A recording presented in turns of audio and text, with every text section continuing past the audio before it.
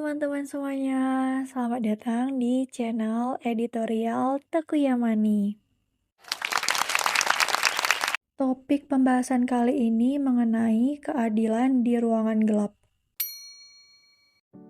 Keadilan bisa dilihat dari ruangan yang gelap dan kecil daripada dilihat dari ruangan yang besar di gedung-gedung tinggi yang menyalakan lampu di siang hari, seakan-akan cahaya matahari tidak cukup untuk menerangi penglihatan. Sementara banyak gubuk di bawah gedung tidak bisa menyalakan lampu di malam yang gelap karena tidak mampu membayar. Seandainya lampu-lampu di gedung dipindahkan ke gubuk-gubuk, mungkin lebih berguna dapat menerangi gubuk rakyat di malam hari yang bekerja daripada lampu yang menyala di siang hari di gedung-gedung tinggi.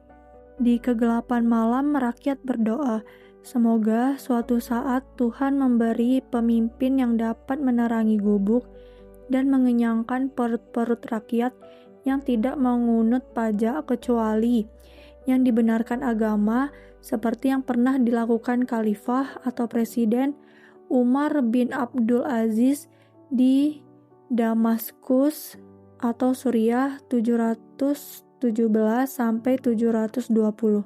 Catatan keadilan di ruangan gelap.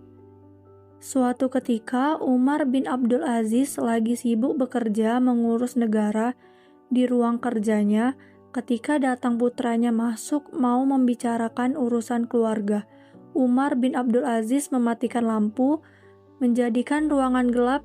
Putranya heran dan bertanya, kenapa ayahnya mematikan lampu? Umar bin Abdul Aziz menjelaskan kepada putranya, lampu yang dipakai bekerja ini milik negara.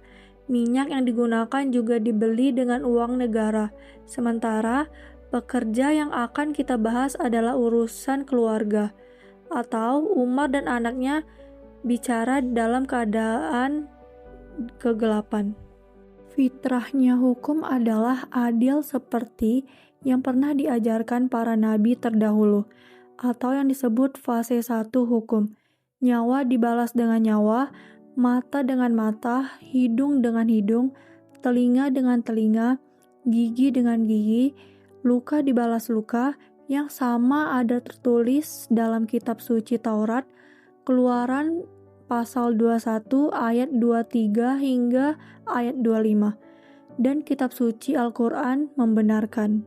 Kami telah menetapkan bagi mereka di dalamnya atau dalam Taurat bahwa nyawa dibalas dengan nyawa, mata dengan mata, hidung dengan hidung, telinga dengan telinga, gigi dengan gigi, dan luka-luka pun ada kisahnya atau balasan yang sama. Barang siapa yang melepaskan atau hak kisasnya, maka itu menjadi penebus dosa baginya.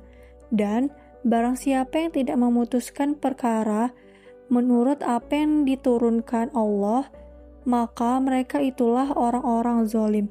Terjemahan dari Quran Surah Al-Ma'idah ayat ke-45. Sementara hewan tidak mengenal itu semua.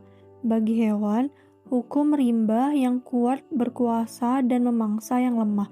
Namun, bila manusia tidak menjalankan hukum secara adil, manusia lebih buas dari hewan. Hewan tidak pernah melakukan genosida. Hewan membunuh hanya untuk keperluan perut atau makan. Sementara manusia memiliki senjata membunuh banyak orang yang tidak bersenjata atau genosida, seperti yang dilakukan Israel membunuh anak-anak dan rakyat Palestina yang tidak bersenjata. Indonesia ada Pancasila sebagai dasar hukum tertinggi atau warisan para pejuang kemerdekaan, memiliki 5 pasal, 2 pasal terkait keadilan, yaitu pasal 2 dan 5, dan pasal 1 ketuhanan yang Maha Esa. Ini menandakan Indonesia sangat menjunjung tinggi agama dan keadilan bagi seluruh rakyatnya.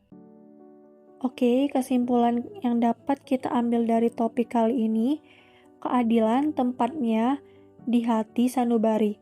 Yang hidup dapat melihat keadilan meski ada tangan kekuasaan yang menggunakan, bukan di gedung yang tinggi, bukan di ahli bahasa, bukan di ahli teknologi. Sekian topik kita kali ini. Terima kasih sudah mau mendengarkan. Sampai jumpa di episode selanjutnya. Bye-bye.